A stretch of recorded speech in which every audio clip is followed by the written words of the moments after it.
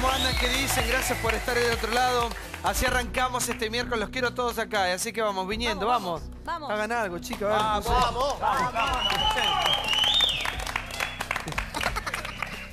Necesitamos bailarinas, un show o algo, chicos, ¿eh? ¿Viste? Acá la única que tenemos en condiciones La- es María y Débora. María y Débora. No, una bailarina, ¿no? María. 500 bailarinas, gente que te aplauda. ¿Eh? Sí. Jurado. Un Bueno, mago. esto más o menos es Una jurado de las ya. Santas Inquisiciones. Chicos, hoy cumple años Jonathan Viale.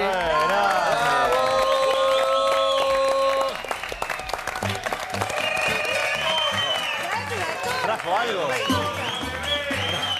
Escuchá, yo le dije recién, Está muy bien lo que dicen los compañeros. él nació grande, no importa la edad que cumple. A él lo parió, Leonor, te mando un beso, y nació con la computadora. Primero fue él, después largó la computadora a Leonor. Pensaba que eran dos. La gente está muy loca. Metadata con Viale. Jonathan, el chico de oro, el Golden Boy, el brillante, el más inteligente, cumple hoy años. Feliz cumpleaños, Gracias, Jonathan. Sos mi Santi, amigo, muchas te quiero. gracias. El que vuelve al programa hoy es Randazzo. Randazzo vino al programa. Esto fue en enero del 2015. 18 de enero. 17. 17. El día anterior a la muerte. El día anterior a la muerte de Nisman estuvo en este programa. Nosotros estábamos los domingos, en ese verano, este programa que ha ido de lunes a lunes en algunos momentos. Y estaba Randazzo acá. Me acuerdo que ese día tuvo un cruce tremendo con Samid por el tema Scioli. Ya se lanzaba como precandidato. Y bueno, el resto fue historia, ¿no? Lo que pasó al día siguiente. ¿Cuánto gana usted? Cómo cambió la historia de los argentinos con la causa, con la muerte de Nisman. Pero Randazzo ya había empezado a gestar lo que era su precandidatura presidencial y así daba sus primeros pasos en enero del 2015. Hoy vuelve al programa, él intentó por todos lados llegar a concretar una fórmula con el kirchnerismo y no pudo, y ahora se cortó por el peronismo, su partido de toda la vida, ¿no? Randazzo habla y va a responder todas las preguntas. Va a ser una noche agitada con Randazzo esta noche, ¿eh? Yo sé lo que te digo. Vamos al primer informe que tiene que ver con lo que ha pasado con Lula, nada más y nada menos, en Brasil. Está condenado a 9 años de prisión. ¿Qué pasa con un presidente como él que ha despertado pasiones y odios y un juez que dice, no, este hombre es corrupto, este hombre robó? Estamos hablando nada más y nada menos que de Lula con todo lo que eso significa. Conmoción en Latinoamérica. Lula da Silva condenado. El expresidente brasileño Luis Inácio Lula da Silva fue condenado a 9 años y 6 meses de cárcel. Esto por decisión del juez Sergio Moro. Em dos processos que ele é réu na Operação Lava Jato. El expresidente brasileño recibió la sentencia a 9 años de prisión por los crímenes de corrupción pasiva y lavado de dinero. Por el momento la condena no es efectiva, pero sí podría impedirle ser candidato. Los cargos, corrupción pasiva y además lavado de dinero. Se acusa al expresidente Lula de haber adquirido como una coima, el famoso triplex, un departamento ubicado en la ciudad de Guarujá, en el litoral de San Pablo. Tuit de Dilma Rousseff. Lula es inocente y el pueblo brasilero sabrá rescatarlo democráticamente en 2018. Si cuantificamos lo que él recibió entre el triplex más los muebles y la decoración, es aproximadamente $1.200.000. Este es el primero de 5 procesos que están en curso. La sentencia no será de cumplimiento efectivo hasta tanto se resuelvan las posibles apelaciones. Este es un proceso jurídico, pero antes que nada político. Para que la condena a Lula le impida ser candidato, tendría que ser una condena firme. Tuit de Evo Morales. Un golpe judicial al hermano Lula, candidato potencial que garantizaba la victoria del pueblo brasileño. Toda nuestra solidaridad. Esta condena adquiere varias significaciones porque está siendo discutido el probable juicio contra el presidente Michel Temer. Antes de pasar a Lula con Fe de Ratas, el día que estaba Randazzo acá era el mismo 18, claro. Claro, fue 2 horas después. El mismo 18. Randazzo se va de este programa y nosotros nos enteramos a los pocos minutos, cerca de la medianoche se va él, lo de Nisman. Ahí está la fecha, vale la aclaración, gracias Parodi que estaba ahí chequeando absolutamente todo. Gracias por el dato. Ahora sí, recién decíamos, ¿no? Esto es un escándalo no solamente en Brasil, sino en la región y en el mundo. Buenas noches. Y porque puede impactar o no en la región, lo veremos. Primero, yo recordaba cómo se fue Lula. ¿Ustedes se acuerdan que Lula se fue con 82% de imagen positiva? En el 2011 Lula se va como un héroe de Brasil, tipo daba conferencias en todo el mundo y explicaba cómo incluir 30 millones de personas a la clase media. Después podemos discutir si fueron cierto o no los resultados, pero se fue con 82% de imagen positiva. Y hoy, en una sentencia muy fuerte del juez Sergio Moro, se le imputa y se lo condena por lavado de dinero y por corrupción pasiva. ¿Qué es corrupción pasiva? Coima, cohecho, recibir una coima. 9 años y medio de prisión no es efectiva, Lula va a apelar, falta ver qué pasa a la Cámara. Después te voy a contar que esa Cámara suele ratificar. Igual con este prontuario acá serías un estadista. Sí, sí, claro, comparado a otros políticos, la verdad, Un no es perseguido nada. político. Ahora, ¿qué dice el juez No, Sergio digo, pero Moro? esto para todos, ¿eh? Sí, sí, sí. Por la destitución de Dilma acá, esto es una... No, ¿te acordás que la pavada, destitución de Dilma era por Cotillón. un tema administrativo en comparación a causa de corrupción fuerte?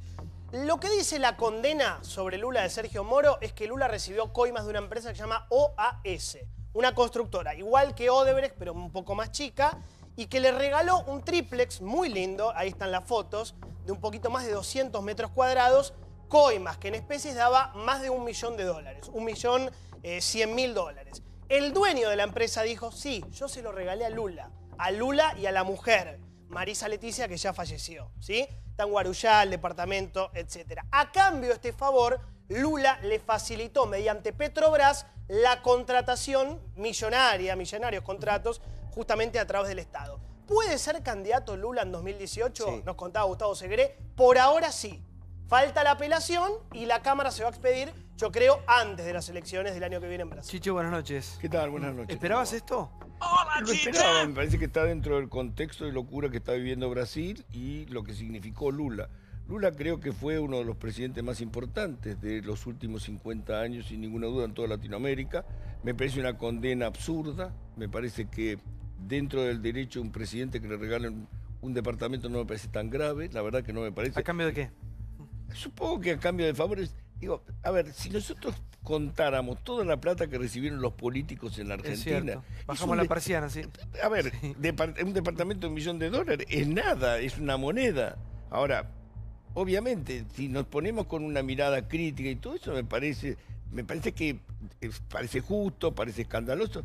A mí me parece absurdo. Cada tipo que saca la cabeza en nombre de gobiernos populares lo condena. Me parece que ahí hay una cosa del establishment complicado. A mí me parece que hay que estudiarlo bien este tema de los presidentes tipo Lula. Lula fue un presidente democrático, serio, honesto, se hicieron negocios durante su época, no tengo duda. Odebrecht es parte del sistema de Brasil, no tengo ninguna duda, pero integró. Jonathan dice 30 millones. 50 millones de tipos salieron del costado del camino gracias a la política de Lula. Respetado por la derecha, respetado por la izquierda, respetado por el centro, respetado por el mundo. Pero sin robar, Chicho, pero perdón, se pueden llevar... Es lo mismo que acá. Es lo mismo acá, pero yo te digo, que roban, esta es una causa y le faltan 4. Si no justifica, y la verdad que en Brasil pasó, porque hubo un cambio y no es un relato y no es un verso y no tienen 35% de pobres. Pero no hace falta irte y hundirte por robarte un departamento. Sí, un minuto. No hace Rosendo, buenas falta. noches. ¿Qué tal? ¿Y esperaba esto Rosendo o no? Sí. Sí. Yo creo que esto era esperable, era un fallo que podía salir y, ¿no es cierto?, si uno revisa la prensa brasileña, estaba dentro de lo que podía pasar. Creo que acá hay un factor de índole político. La última encuesta de una empresa Datafolha, que quizás es la empresa más reconocida en Brasil, daba a Lula ganando en primera y segunda vuelta para la elección del 2019. Entonces, creo que esto también tiene un impacto político. Yo no digo con esto que el fallo sea político, sino que el fallo tiene efectos políticos. Ahora, a ver, eso que dice Rosendo es muy interesante porque para muchos la lectura es que es casi una proscripción respecto de la eventualidad de que él no se pueda presentar. Ahora, el tema es dónde ponemos la vara respecto de la corrupción en Latinoamérica. Porque otras democracias en el mundo, una lapicera que no corresponde, Australia, amerita que un político deje su carrera de lado. Acá, el empresario que habló, que recién decía Johnny, habló porque hay una legislación. En la Argentina nunca va a pasar esto porque nuestra corporación política no tiene. A mí si quieren entretenerme con la discusión de los fueros, no me van a entretener. No tenemos ni la delación premiada, no tenemos tampoco una ley de extinción de dominio porque no la han querido votar. La ley de responsabilidad Pero para, Débora, la pregunta no es la siguiente. votó. Damos por sentado los argentinos a la hora de votar que vamos a elegir a gente que nos va a robar y lo vamos a... Pero ya está, de alguna manera, socialmente aceptado. ¿Cómo? A ver, Peri, buenas noches. ¿Qué tal? ¿Cómo está? Primero que no está comprobado. Segundo, este mismo juez tuvo 2 años preso al tesorero del Partido Trabajista y después tuvo que decir que lo tuvo que dejar en libertad porque era inocente, por causas similares o parecidas a las de Lula. La apelación de Lula se está encaminando. Como que nos estamos adelantando también, como hacemos siempre, o como hace un sector de esta sociedad, siempre adelantando a decir que Lula yo no soy la justicia y estamos tan lejos, tenemos que resolver tanto los argentinos para hacernos cargo de lo que pasa en y además otra cosa, de Temer y de Aécio Neves hay pruebas muy contundentes. Es cierto, es verdad. Entonces, Julia, este mismo juez declaró la inocencia déjeme de que le haga esos una pregunta. La pregunta es la siguiente. Como decía Chicha recién, no es tan grave. Claro, uno cuando lee algunas cifras, no solamente en la Argentina, sino en el mundo, de algunos hechos de corrupción, no es tan grave un departamento, un triplex. Ahora, ¿cuál es la vara que vamos a utilizar? Y si ya como ciudadanos tenemos que saber que no va a ser tan grave y no vamos a tener que resignar. A ver. Pero también lo que hay que agregar a lo que decía el señor, tiene 40% de intención de voto para el año que viene. Por eso, perdón, y por eso es Lula, inocente, ¿no? Porque si no, yo hago una pregunta. No, es inocente porque todavía no se ha demostrado otra cosa. Pero, Julia, tenemos... Usted acaba de decir, es un chorro. No, perdóneme. Acá hay una investigación, acá hay una causa, acá hay un arrepentido y hay una condena. Por supuesto que uno tiene... Perdón, uno tiene otro tipo de instancias. A ver, por favor. Claudio. Muchas gracias. El proceso Lavallato, que es un árbol de causas muy complejo, yo vengo siguiendo con lo que puedo porque es muy difícil, comenzó hace 3 años. En 3 años ya hay 144 condenas, porque la tesis de que agarro a uno, entonces esto es una persecución, se cae en 1 minuto y medio. Hay gente de todos los partidos, están los empresarios más poderosos que te digo, Chiche, son los que sostenían a Lula, no era el establishment en contra de Lula. El establishment se abrazó de Lula, fueron socios, el vicepresidente de Lula, a quien él lloró después de su muerte, era... O imagínate hoy, no sé, un Pagani acá, una cosa, Odebrecht de hecho es mucho más grande que cualquiera de los empresarios. Muchísimo más grande que cualquier empresa argentina. Entonces, hay una parte que uno quiere ver o proyecta la imagen que tenemos de Argentina hacia Brasil y allá las cosas son un poco diferentes. Este proceso es muy grande, yo estuve con una de las 13 fiscales que estuvo en Buenos Aires, Isabel Groba Vieira, la semana pasada almorzando. Es un equipo de 13 fiscales que tiene, aparte de la policía, tiene un equipo de peritos propios que están analizando las pruebas, etcétera, etcétera. Si ustedes recuerdan, por esto empezó a investigarse el año pasado cuando Dilma era presidenta. ¿Se acuerdan un audio donde ella le decía a Lula, te mando el papel, firmalo, qué sé yo? Era por este departamento. Estoy asustado con Moro. Entonces digo, no es una cuestión que salió de la nada. Primero. Segundo, la verdad es que lo que está resolviendo Brasil, y a mi juicio, y es mi opinión, es muy admirable, es la división entre la política y la delincuencia o el delito. El señor Lula hoy es un delincuente condenado. Por la última reforma procesal de Brasil, si esa condena llega a ser ratificada por el Tribunal Estadual Federal que tiene su sede en Porto Alegre, en segunda instancia, inmediatamente lo ponen preso. Las otras instancias las puede apelar, hay 4 instancias de apelación desde la cárcel. Lula y todos los demás, no es para él, ese es otro error. Lo vemos a Lula hoy y decimos, ¿qué pasó con Lula? No, hay 144 condenados, hay más de 325 creo que están en proceso y Lula cayó en el medio, porque ¿sabes lo que pasa? Es igual a los demás ahora y eso es lo que nadie puede entender, nosotros tampoco. Presidentes populares son Juan Manuel Santos y lo fue Uribe en Colombia y eran de derecha, el boliviano Evo Morales, Mauricio Macri, digo, todos los que son democráticos son presidentes populares, porque otra línea política de interpretación era los de izquierda son los populares, o los de autoproclamados de izquierda, pues eso es otra discusión. En cambio los de derecha son, no sé, cayeron de un avión. Sí, yo me parece que vos, Santiago, hacer una decisión bastante clara y creo que es correcta. Una cosa es la política pública que implementó Lula, con la cual uno puede estar de acuerdo. Totalmente. Fue un tipo progresista, incluyó gente, mucha gente que estaba fuera del sistema se la incluyó, tuvo políticas distributivas, Brasil creció, se desarrolló industrialmente, o sea, tiene una industria fuerte Brasil, pero tuvo un crecimiento importante de su industria. Y uno puede decir, estoy de acuerdo con cómo aplicó la política pública Lula. Ahora, después lo que se está jugando acá, concretamente, son hechos de corrupción. Su conducta. Y es, si incumpliste, digamos, si violaste el Código Penal o no violaste el Código Penal. Entonces a mí me parece que son dos discusiones aparte. ¿El único millón de dólares que tiene Lula es esto? No, lo que digo es, y en eso hay que ser claro, si alguien viola el Código Penal o alguien comete un hecho de corrupción, está muy bien que se lo sancione. En el caso de Brasil, me parece dos cosas. En primer lugar, que hay una justicia que está avanzando, en este caso es un juez, pero está avanzando.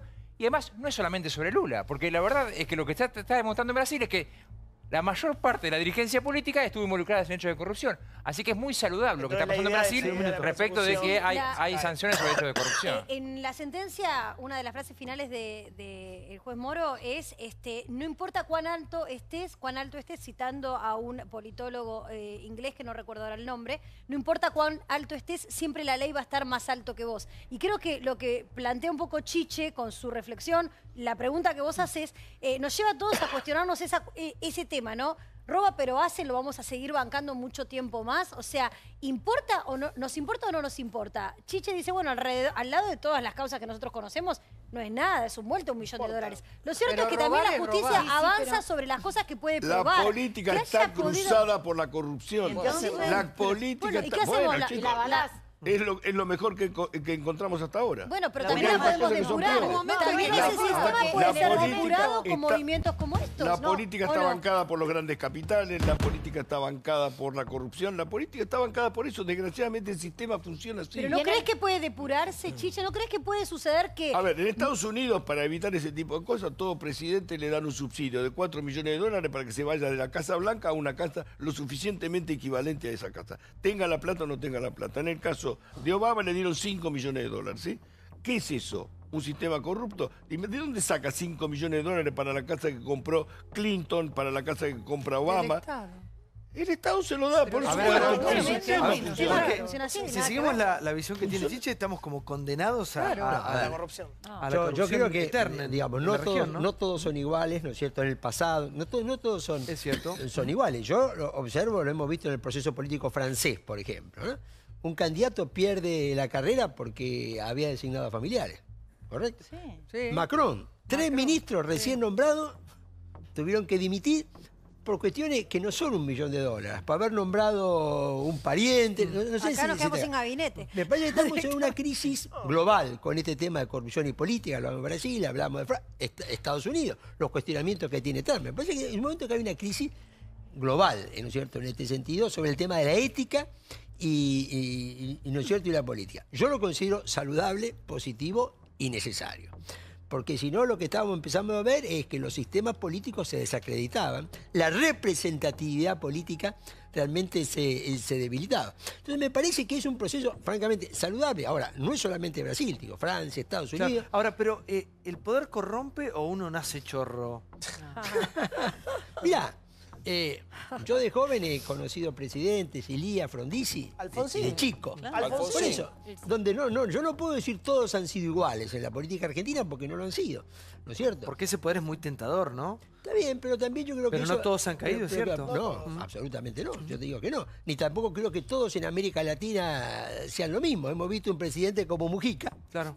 Mujica en Uruguay, considerado en el mundo el presidente, viste, más honesto. No sé si, entonces, yo creo que no podemos poner todo en la misma. Ahora, creo que realmente lo que está pasando en el mundo, entre ética y política, para mí tiene un saldo positivo. Porque si no, después lo que empezamos a ver son esas crisis, ¿no es cierto?, de sistemas políticos, crisis de representatividad, y eso termina afectando a la democracia. La propia vos preguntabas, ¿nacés chorro? Para mí el sistema también te corrompe, porque si vos estás en un lugar a donde la impunidad se sostiene y te parece que forma válido, fíjate a los empresarios que no querían pagar la coima del 30 o la coima del 5% que te pedía debido para empezar a hablar, debido o al que mandaba debido. Mucha gente quedó afuera, entonces el sistema también, hay mucha gente que puede ser honesta en su casa, pero el sistema después decís, mirá, si no entro con el 3% o el 5% o el 15%... Pero eso es lo que yo preguntaba acerca de un empresario. Cualquier empresario que quisiera hacer un negocio con el Estado, ¿no? Tenía que poner. Ya el sistema a funcionar de manera corrupta, ¿cómo hace una empresa para negociar de una manera limpia con el Estado? Bueno, con el gobierno de turno. A ver, se queda afuera, claro. Cuando tenés un gobierno corrupto, sí. Tenés dos opciones. Esto te lleva a otro, ¿no es cierto?, a otro punto, ¿no es cierto? Es decir, mi opinión, un empresario que decide corromperse toma una decisión y no está impulsado por el hambre o la necesidad. Es un problema de rentabilidad. No sé si viste, si me entiendes. Entonces también acá hay algunas cuestiones. Empleados también, claro. Que tiene 400 ¿No, viste que también que vos tenés que discutirlo? Porque tampoco. Pero vos haces ruta, vos empleado, Rosendo Producción, escuchá, de ruta. Y tenés que hacer ruta porque vivís de eso y tenés 500 empleados a tu manera, a tu cargo. Te tenés que sentar a negociar con un funcionario. ¿Cómo haces? No, yo creo que los empresarios tienen que empezar a decir que no también en alguna medida. Y creo que lo que está pasando en todo el mundo es una tendencia en esa dirección. La honradez a lo mejor del 100% no la vamos a tener nunca. Pero perdón, Rosendo, no alcanza solamente con la honradez. Yo entiendo y voy por el mismo lado que vos. Hablamos de un sistema que funciona ya de por sí desde arranque. Pero hay una manera de que funcione mejor, que es cuando la justicia funciona. Lo que estamos envidiando de Brasil, y no sanamente, por lo menos de mi parte, es que hay un juez, 2 o 3 jueces, Moro, a la cabeza, que está diciendo, muchachos, si los empresarios le pusieron guita al presidente y el presidente se dejó coimear, no va mal la cosa. En cambio, acá en la Argentina, vos tuviste un promedio, tenés, de 14 años de corrupción por cada causa. Repito, 14 años de corrupción por cada causa y solo 7 condenas en los últimos 20 años. Entonces, son las dos cosas. Es lo que dice Rosendo, che, bajemos un poquito. Y aparte les voy a decir una cosa, y porque que haya justicia. Acá pasan de todos los partidos políticos, ¿no? No escupa ninguno para arriba y la corrupción involucra a absolutamente todos. Después habrá más y menos corruptos, esto excede el partido político. Yo conozco gente, digamos, que tiene una vida floja de papeles de diferentes partidos políticos. No por pertenecer a un grupo o a un sector político vas a ser más o menos corrupto. Y no todo es lo mismo, es como decía Rosendo, no todos son lo mismo. Hay gente con muy buenas intenciones. Ahora, hay un sistema, cuando decíamos que funciona de una manera corrupta desde hace muchísimas décadas en la República Argentina. Ejemplos chiquitos, no hablemos de una gran obra. Por ejemplo, ¿se acuerdan cuando el gobierno anterior establecía que vos tenías que pedir permiso para importar? Vos tenés una empresa, no vivís del Estado. Chico, sí. Claro, vos tenés una empresa, pero hay un insumo que tenés que importar. Necesariamente tenías que morir en una ventanilla. Ahora, la pregunta es, ¿qué hace ese señor? Deja toda su actividad y solo importa, no le compra nada al Estado, no le vende nada al Estado. Todas las regulaciones ayudan a la corrupción. Y en esa puede estar desde un empleado infiel hasta a veces un sistema. En el caso del gobierno anterior era un sistema. Vos no podías importar o exportar sin tener que pasar por una ventanilla. Sí, Lula es a Brasil lo que Cristina es a la República Argentina. Cuando vos le devolvés derechos a los trabajadores, cuando vos sacás a gente de la pobreza, en este caso Brasil sacó millones de personas de la pobreza y lo potenció casi a ser la 6ª potencia mundial. Se hablaba hace unos años de los BRICS, de lo que generaba Brasil y cómo venía creciendo enormemente. Bueno, ese fue el Brasil de Lula. Lo que no significa que sea inocente. Estoy diciendo simplemente que no nos olvidemos, se fue con un 82%, 83% de imagen positiva, que ahora tiene más de 40% de intención de voto. Cristina se fue con una plaza con 700.000 personas, ahora tiene un 40% casi de intención. No se fue con 82% de imagen positiva. No imagen positiva, pero sí con una plaza llena y con mucha gente que quiere tener el poder. Digo, pero hay similitudes. Obviamente Brasil tiene muchos más millones de habitantes y no Argentina. Pero hay ciertas... es cierto que colocó en el mundo, a Brasil en el mundo... pero no es para mí, la salida de Cristina no es asemejable a la salida de Lula. Las similitudes, insisto con esto y cierro con algo, es que tendrá que demostrar ante la justicia su inocencia Lula, pero también nos anticipamos con Lula que es un chorro antes de que la justicia lo termine. Perdón, no, esto es lo que iba a aclarar. Un segundito, ahora dicen lo que opinan. Hay unos puntos a tener en cuenta con respecto a la condena, los tengo por orden. Fue condenado en primera instancia, no será detenido, para repasar desde el lado positivo y dentro del campo nacional y popular, ¿no? No está impedido disputar la elección de 2018, solo podrá ser detenido si en segunda instancia se lo condena culpable. El ex tesorero del que hablaba Julia Perier fue detenido, fue en segunda instancia finalmente liberado por falta de pruebas, era inocente. El juicio será después de 2018 las elecciones. Y por último, estos jueces que están sentenciando a Lula son los mismos que declararon o que sentenciaron que son inocentes a Ezio Neves y Temer. Porque yo también creo que son unos corruptos. Y sin embargo, estos jueces son los que los declaran inocentes. Son visiones, está bien, es una visión desde la política y muy respetable y que yo quizás parcialmente también comparto. Pero la justicia dice otra cosa y lo dijo hoy, es una condena. Acá está otra costumbre, la condena en primera instancia parece como si fuera un entrenamiento, un precalentamiento, es una condena, después un proceso, estás condenado, sos un chorro, nos gusta, a mí personalmente me duele, yo voy muy seguido a Brasil, me siento casi brasilero en un punto y me choca mucho, Lula era nuestro héroe cuando éramos jóvenes, y la verdad, la condena es muy fuerte, no es una improvisación, no está dirigida solo contra Lula, vos hablabas de los empresarios, están todos adentro, los más grandes están adentro, acá otro clásico argentino es corremos al político, ¿dónde están los empresarios? Podemos ver hoy. Pero Claudio, el sistema... Acá están todos. Digo, es un sistema, la palabra de... Para cuando yo hablo de la política cruzada por la corrupción, te digo lo siguiente. Para ser presidente en la Argentina necesitas 50 millones de dólares. Campaña total. 50 millones. Ahí empieza toda la corrupción. Cuando vos me decís, ¿de dónde sacan? Para ser presidente de los Estados Unidos necesitas 500 millones de dólares. ¿De dónde sale esa guita? ¿De dónde va a salir? ¿Quién banca? Sí, Mirta. Sí, en realidad da mucha tristeza saber que nos tengamos que acostumbrar a la corrupción.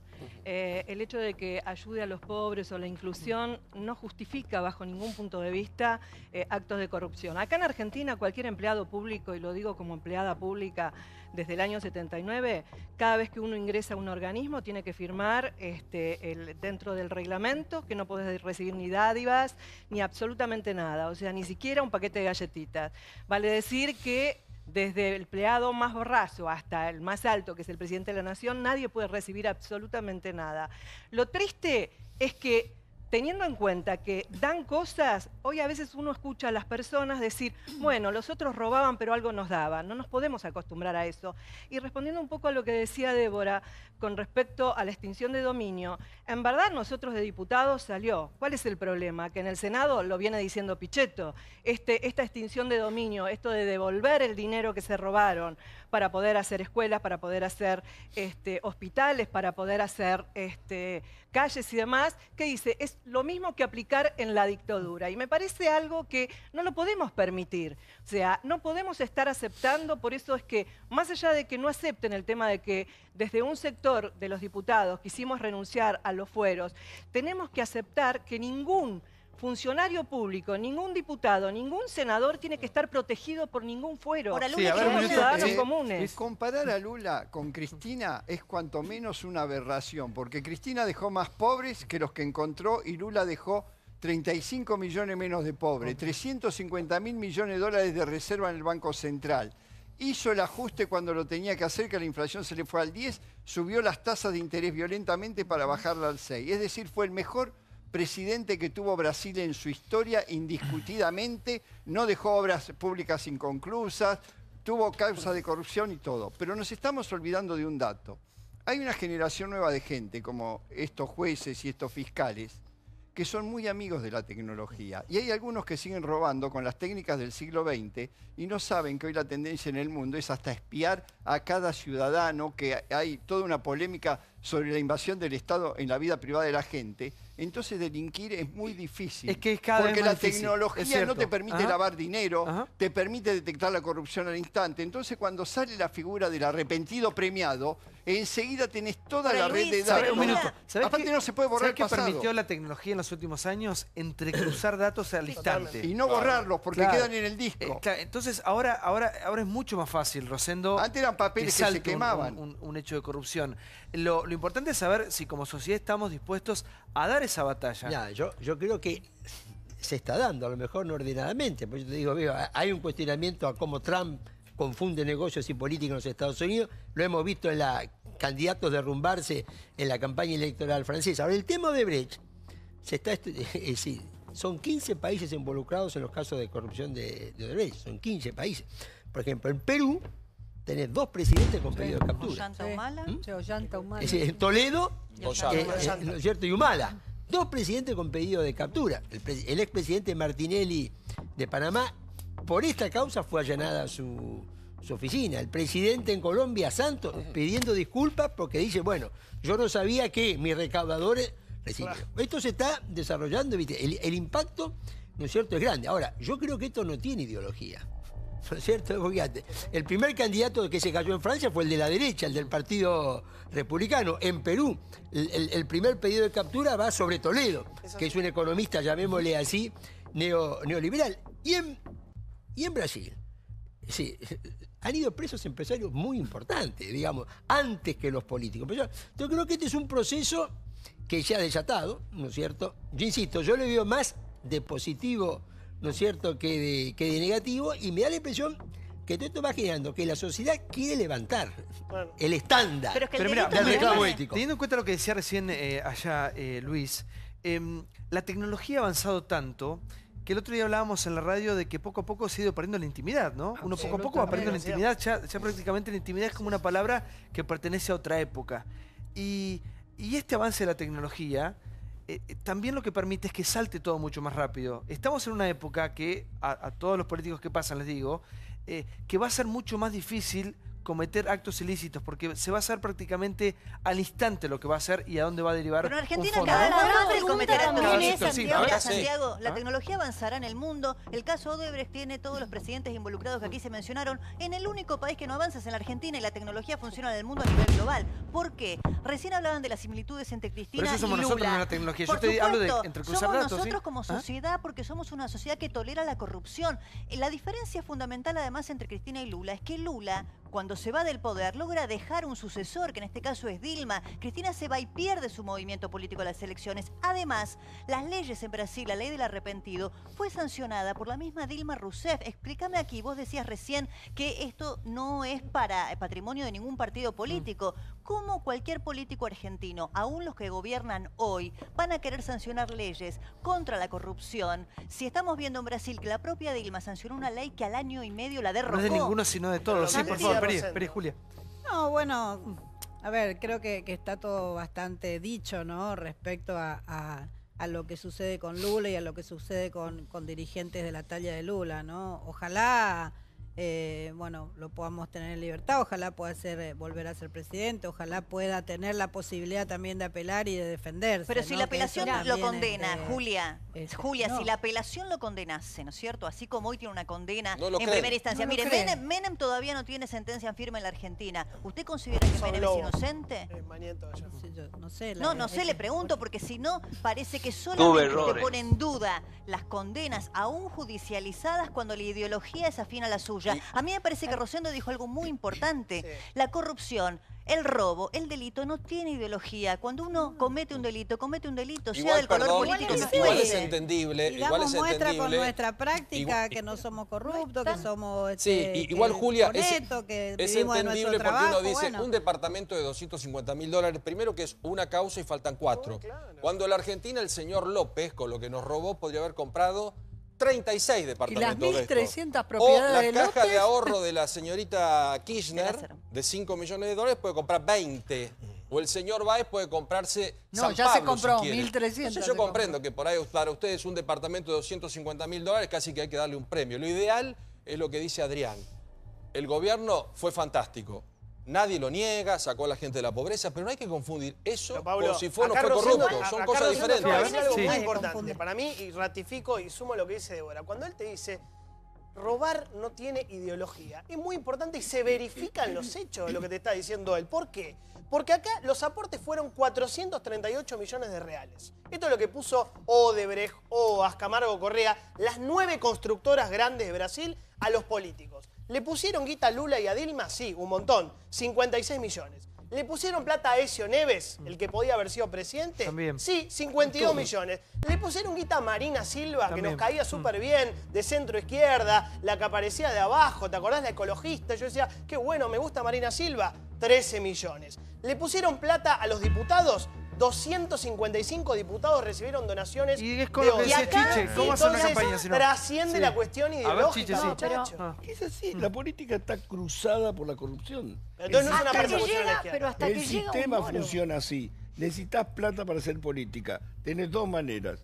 O la generás siendo rico vos y la ponés de la tuya, o tenés que mangar. O Y tenés una ley de tenés que- financiamiento donde se Eso- clarifique. Perfecto, es otra Claro. cosa. Pero ¿Eh? yo cuando Quede oigo claro. muchas opiniones acá, me parece muchas opiniones que yo oigo, me da una especie de tribunal Sanedrín, ¿viste? Hubieran matado a Jesús, hubieran matado a las Abundan cruzadas. los No opinólogos. entiendo. Hay una lógica perversa en la política argentina. Hace falta plata para hacer política. Sí, y hay una Sí, pero a mí me parece que... Experiencia a ver, eso, sí, experiencia. plata lícita. Primera cuestión, yo creo que es verdad que hacer política o hacer campaña requiere recursos y creo que la Argentina merece tener un debate, estamos trabajando en ¿Y eso. cuándo lo van a empezar- dar al debate ese No, para...? porque nosotros después de este las año lo quisimos elecciones. presentar y es cierto que no se puede presentar porque discutir esto en el marco de elecciones en el medio de un proceso electoral es muy difícil, pero creo que hay que ir hacia la bancarización absoluta. Para mí sería muy oportuno. Bancarización absoluta, creo que hay que poner un control en tiempo real de aportes y de gastos. Estamos regulando fuertemente lo que es la utilización de recursos públicos para que nadie utilice los recursos públicos en la campaña, etcétera. Pero la verdad es que además de controlar el financiamiento, es una especie de excusa, porque acá al amparo de financiamiento. Los tipos no es que financiaron campaña, se enriquecieron. O sea, acá que se quedan con una parte. Kirchner de 7 millones pasó a 70 millones en 10 años de gobierno. No era para financiar la campaña. Se enriqueció personalmente y así podríamos dar millones de casos. La campaña de Cambiemos? ¿La campaña de Cambiemos? Mirá, hoy hay un esquema de financiamiento, se va a publicar y se va a declarar específicamente cómo se financia. Aparece Odebrecht, ¿eh? Sí, fuera de chiste, porque capaz lo hicieron en broma, pero Odebrecht financia al kirchnerismo y financió al PRO. Sí. A todas las fuerzas y también al Frente Renovado. También al Frente Renovado. Chicos, no a todas, a la de Carrión no. La efedrina, los laboratorios. Rosendo, sí. Mira, vos todos sigan financiando las campañas políticas, estamos sí, vos sabés que el Brasil el año pasado tuvo en octubre elecciones municipales. La gran pregunta era, ¿cómo se va a financiar esta elección? Porque hasta la elección de octubre las campañas se habían financiado, ¿no es cierto? Bueno, con estos mecanismos, asumiendo que, como acá se ha dicho, ¿no es cierto?, una parte iba para la campaña y otro para los dirigentes. Pero la pregunta era, ¿cómo se iba a financiar la elección municipal donde iba el municipio de San Pablo, el municipio de Rivas? ¿Vieron con un interrogante? Porque en el contexto actual, ¿viste? Es decir, bueno, se hizo una campaña mucho más austera. No sé si... Y funcionó. No fue ni una crisis, ni fue realmente imposible, porque además tenías un contexto político donde nadie quería, ¿viste?, complicarse. Entonces, ¿viste?, yo creo que uno mira la historia y lo que dice Chiche en alguna medida es cierto. Si la corrupción y la política no están totalmente separadas, pero también hay grados de corrupción. Y la elección municipal, cito, de Brasil, de octubre del año pasado, demostró que puede hacerse campaña electoral con un nivel, ¿no es cierto?, de gasto mucho menor, porque todos tenían menos plata, porque acá, como explicó Jonathan, ¿no es cierto?, el financiamiento iba para todos los partidos. Vamos al próximo informe que tiene que ver con la causa de Vido. ¿Qué pasó con De Vido en el día de la fecha? Esto, mirá. De Vido contraataca. En el medio de la tormenta judicial, el exministro de Planificación parece que se guardó una carta bajo la manga, pero el oficialismo no se siente amedrentado y mantiene una postura firme.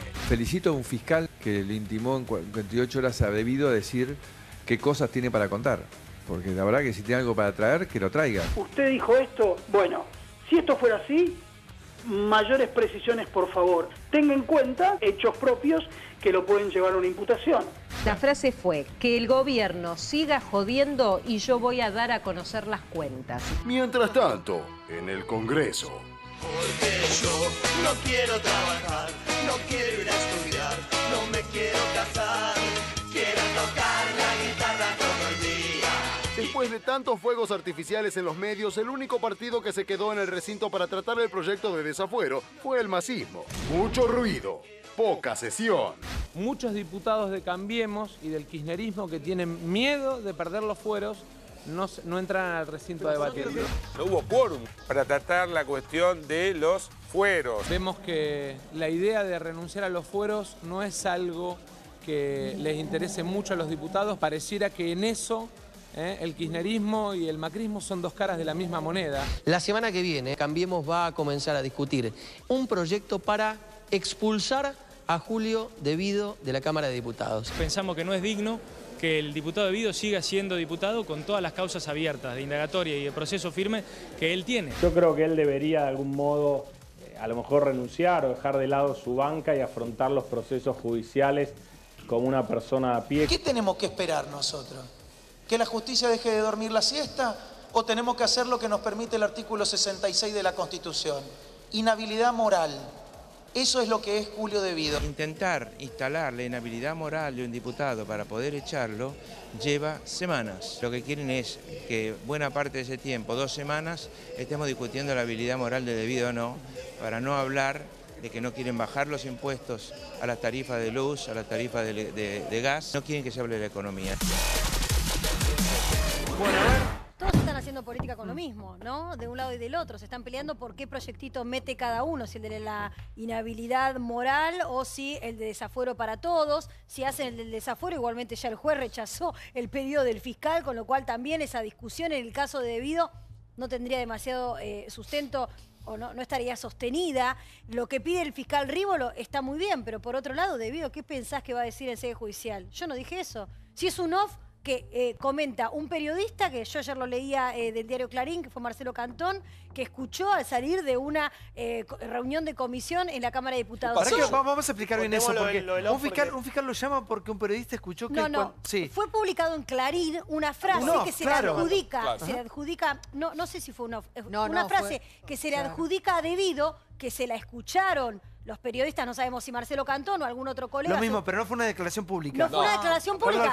Cuando va a ser judicial, ¿qué va a decir Devido? Yo no dije pero eso nunca. La frase es pesada. Obviamente tiene razón María Julia, Devido va a decir, yo esto no lo dije, pero la frase que Marcelo Cantón dice que dijo Devido, que hay que ver si es cierto, es muy pesada. La frase es... No, pero yo no dudo en el periodista. Lo que pasa es que hay que ver qué dice Devido. Obviamente, hay que ver también cómo fue el proceso. Claro. Pero demos la frase para que la gente sepa de qué estamos hablando.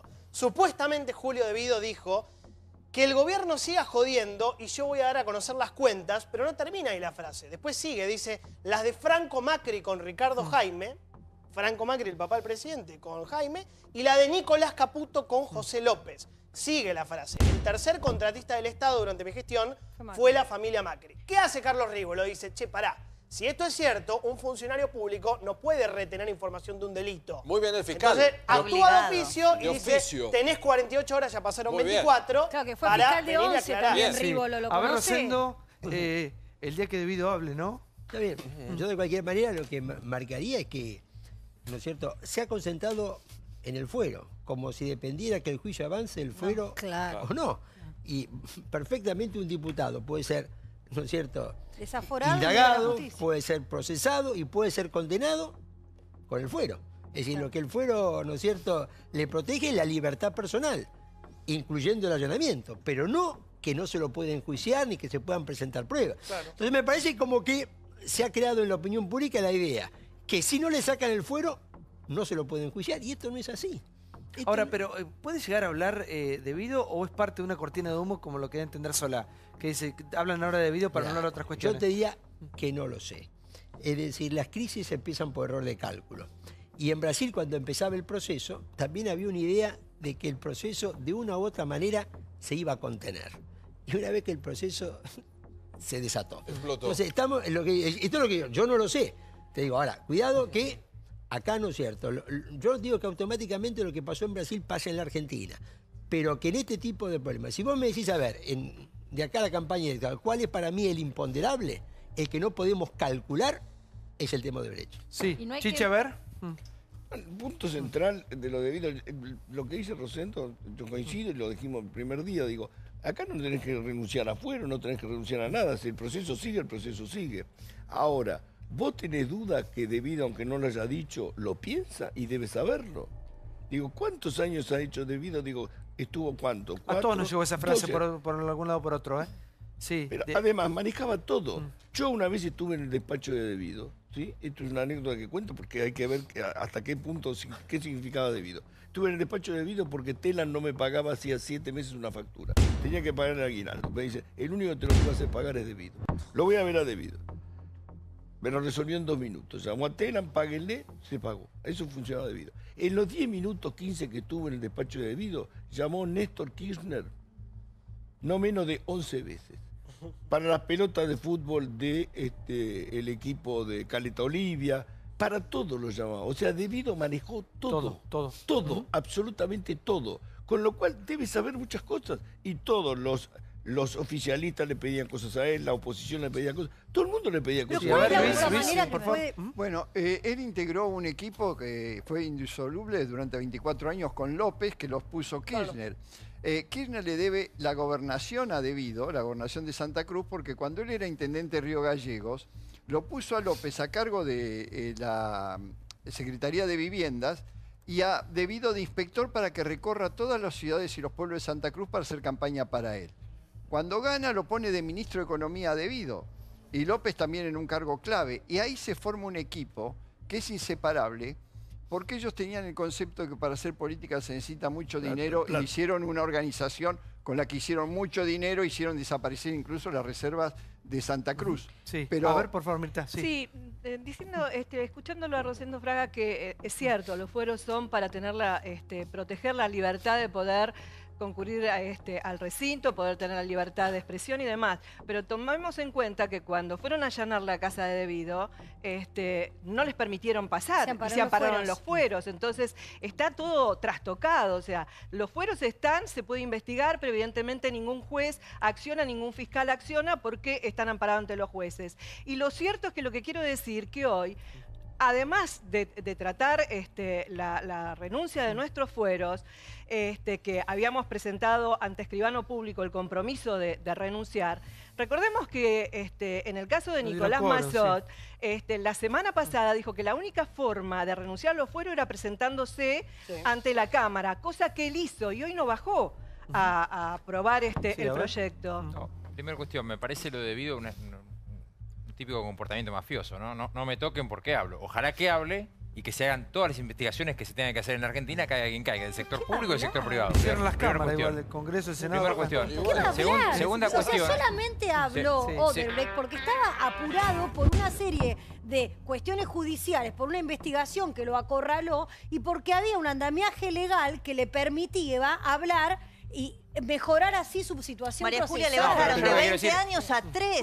La clave es que acá nadie va a hablar. No va a ir preso. 20 años de prisión. No va a ir a la cárcel. No, a ver, segunda cuestión, en el caso de Debido, la gente que estaba debajo de Debido, Jaime en transporte, López, ya está procesado. No solamente eso, sino que él está elevado a juicio oral, no procesado. Tal vez en la causa. Pero no va a ir a la cárcel. Tal vez en la causa para mí más emblemática, porque tiene un significado muy fuerte que es asocia dos cosas terribles, que es la corrupción con la muerte, que es 11. 11 es la corrupción genera muerte, generó más de 50 personas muertas en la Argentina. En esa causa, efectivamente, tanto yo coincido con lo que dice Rosendo Fraga, las causas judiciales pueden avanzar porque la inmunidad es una inmunidad exclusivamente de arresto. Y la ley de fueros en ese sentido es clara. Dice, puede avanzar una causa judicial. Inclusive puede haber condena. Lo único que no se puede hacer es arrestar. De modo tal que hoy no es un impedimento. Pero no va a ir a la cárcel. A ver, yo no entiendo que sea un impedimento. ¿Por qué el tema de Debido es fuero? una persona tan protegida? ¿No? Porque esta es la pregunta que siempre hacemos acá con Santiago. El otro día, cuando estaba por salir el pedido de detención del juez Rodríguez, no salió el pedido de detención del juez Rodríguez, pasó algo ahí en el medio y el juez Rodríguez dijo, no lo detengo, tiro para adelante, veo si lo llamo indagatoria. En ese momento estábamos contando los porotos, los números, para ver si se llegaba a los 2/3 de diputados para sacarle los fueros. Yo me acuerdo que en ese momento yo dije, guarda, porque se van acumulando los partidos que están diciendo que sí. Cambiemos, el Frente Renovador de Massa, el Gen de Stolbizer, el PJ de Córdoba, el Bloque Justicialista de Bocio. De golpe pasó algo en la esfera política y volvimos 20 casillas para atrás. Pero yo no coincidir con esto. A ver, Julia. El tema de los fueros, el otro día escuchaba yo en el programa de Mirta Legrand justamente a la diputada Stolbizer decir que no tenemos fueros, ¿no? Y después a la semana va y hace toda esta historia de renunciar a los fueros, ¿no? Eso también es mensajes poco claros también para la sociedad, ¿no? ¿Tenemos fueros o no tenemos fueros? ¿Renunciamos a los fueros o no renunciamos a los fueros? Yo creo que cualquier causa puede seguir sus pasos continuando con ser diputados o no, digamos, no me parece que los fueros sean impedimento de nada. Pero no te pueden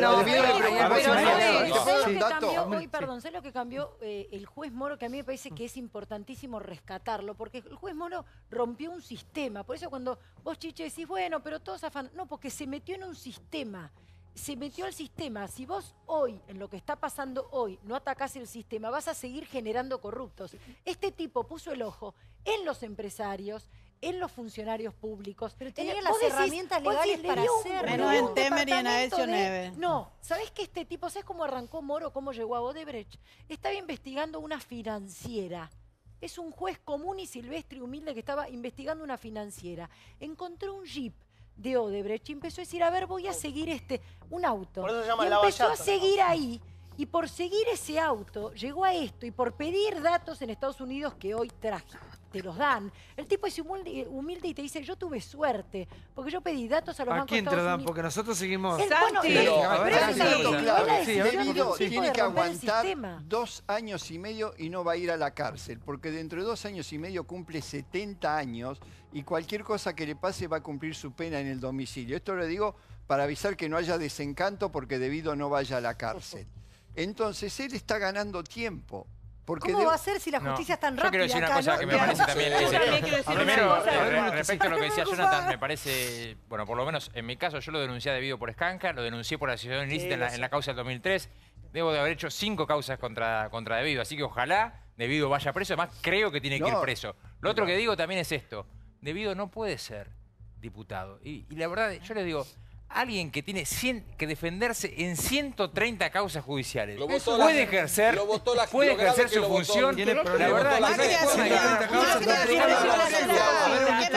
A ver, señora, ¿cómo? Macri asumió procesado. Sí, pero no compare la tragedia de 11 con todo Santiago, una cosa. Por favor, Débora, señorita. Con todo respeto por los muertos de la tragedia de 11, no podemos comparar la causa de las escuchas, que era una causa de Ollarvide, con una de las 130 causas que tiene Devido, que es la tragedia de 11. Además tiene 30 delitos diferentes vinculados con la obra pública, con el transporte. Además de la tragedia de 11, tiene el tema de la compra de chatarra ferroviaria, la irregularidad en los contratos de tren. Entonces, la tragedia de 11, como decía Adrián Pérez, es el paroxismo de lo que es la corrupción y la muerte. Entonces me parece que no es menor. Y ustedes como dirigencia política no nos deberían entretener con la discusión de los fueros. ¿Por qué no sancionan las leyes en serio contra la corrupción en la Argentina? Las leyes contra la impunidad. Los que entretienen para que no se hable de la ley de ética pública, de que hay las colas en los leyes supermercados. Por favor, sí. A ver, y el tema de la causa Aaron Mountain, por suerte también hoy se conoció que se va a reabrir. Eso también es un escándalo. Pero Julia, perdón, hay que hablar de todo. Cuando estamos hablando de que estamos entretenidos, estamos diciendo, no hablamos de que en un supermercado, porque van a rebajar al 50% desde la madrugada, la gente esperaba. Nadie se entretiene, Santiago, perdón, nadie se entretiene y disfruta con todas las cosas malas que nos pasan.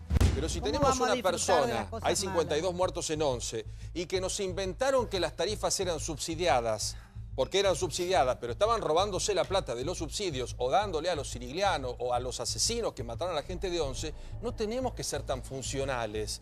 Alguna vez hay que romper eso de ser funcional con corruptos, con ineptos, con gente que no tiene los mismos sentidos. ¿Por qué no denunciamos los 500 millones que le sacaron a la ANSES ayer? Denunciemos a los 500 millones.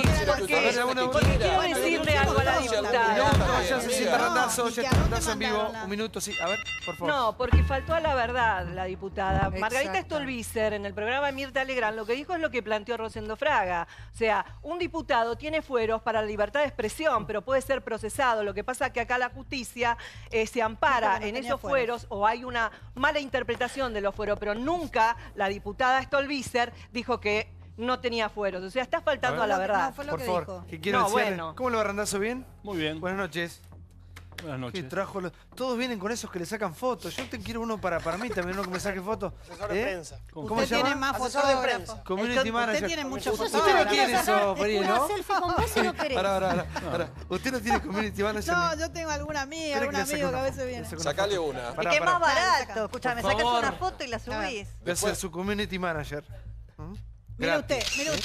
Del Moro le saca foto a Perie. Sacale con debido de fondo. Sacale con debido de fondo. Que te arrobe. Voy a sacar debido porque... A ver. Mire. Ahí está. Vale mucho. Bueno, trompita faltó, ¿no? Manda la foto después del Moro, Está linda. Mira, ¿Salió bien? Trompita faltó. Haciendo la B. De Vicky Cipolitaki. Veníamos bien. No. Gracias, Julio, por estar con nosotros. Sí, Rosendo, ¿cómo lo va? Hágame un cierre magistral, Rosendo. Bueno, porque todo esto a días de ir a votar nuevamente. Estamos bárbaros. No, mirá, yo creo que estamos en una crisis, pero la crisis son cambios también. Y esto no está pasando solamente en la Argentina. La crisis es una oportunidad. Yo creo que sería muy negativo que esto terminara en una gran ola de escepticismo respecto al funcionamiento del sistema. Aquí es importante de que esto termine en una mayor credibilidad, ¿no es cierto?, en el sistema. Y yo di este punto, ¿viste? No. Yo creo que hay un riesgo en la opinión pública que se generalice y después todos son corruptos, todo está mal. Yo diría que hay cosas que están mal, cosas que están regular y cosas que están bien. ¿Qué opina de qué le dice así cuando lo ve un candidato que ha...